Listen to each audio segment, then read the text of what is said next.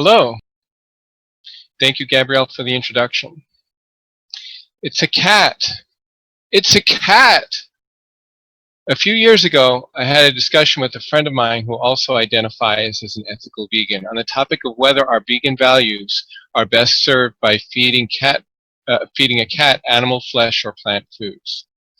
I expressed my perspective that feeding one animal to another requires making a judgment as to which life has greater value, and that making such judgments may not align with our vegan values for compassion for all beings. I attempted to express this a number of different ways, and each time I did, my friend simply said, "It's a cat." I believe the implication was that we ought to feed the cat meat that is natural for her to eat. We both repeated ourselves multiple times, and we each became more agitated and frustrated as we continued until we finally took a break. So what was going on? Why did we keep repeating ourselves? Why did we end up getting so agitated and frustrated? I think the answer to this touches upon an epidemic in our culture that leads to a great deal of conflict and pain. I believe understanding the epidemic and the cure will allow us to not only resolve conflicts, but also to be much more effective at influencing others. We were not hearing each other. We have an epidemic of not listening, or at least the kind of listening that allows for peace and deeper connection. When we humans have something to express, it is difficult to focus on anything else, and it is especially difficult to hear someone else. This is particularly true in situations of conflict or when discussing a topic that we are passionate about. In these situations, many more needs tend to come up for us besides wanting to be heard, potentially leading to an overwhelming emotional response. As our emotional brain becomes more activated, our ability to connect with and hear the other person becomes more limited, leading to deeper conflict. In a moment, I will suggest how we can use this understanding to de-escalate conflict and debate issues in a way in which both parties hear each other. But first, let's consider why this is important. First, to be effective as activists, we need to work together. We can collaborate more effectively if we have the tools and awareness we need to de-escalate and resolve conflict. Second, we can be more effective activists if we can be more effective at influencing others. When people truly hear our perspective, they are more likely to change their opinions or lifestyle choices. So what can we do about it? Well, I think the first step we're already taking, which is to become aware of the phenomenon. Next, we can set our intention to use the following 5-part process when we find ourselves in the midst of a conflict or controversial discussion.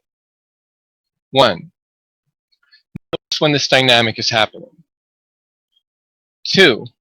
Refocus your attention onto what the other person is saying, or take a break if you are too stimulated to do this.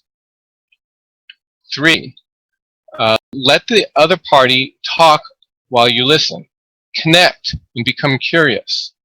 Make it clear you are hearing what the other person has to say. You can do this by reflecting back when you hear what when you reflect back by hearing what the other person You can do this by reflecting back what you heard the other person say, by saying yes or I get it when you have a sense that you're really connected with what the other person is expressing, or by asking questions that come from genuine curiosity. Fourth, when you sense the other person's need to be heard is well met, and he or she is able to be present for what you have to say, share your perspective. Consider asking permission first.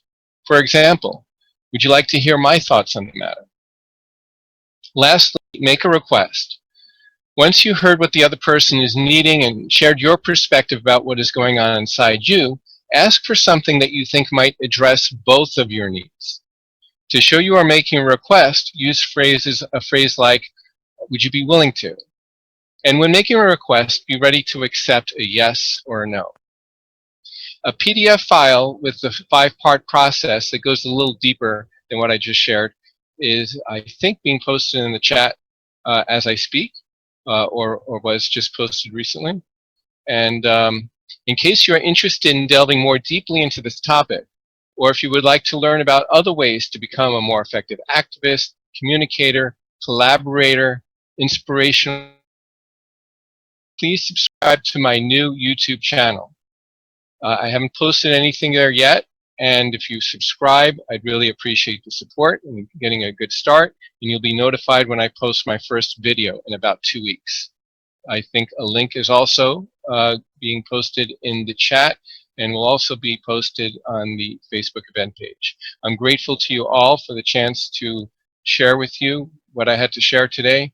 Grateful to Elam and all the organizers, grateful to all the speakers and singers and everyone who just tuned in to watch, everyone who has made this event possible, and for everything you do to make a more compassionate world.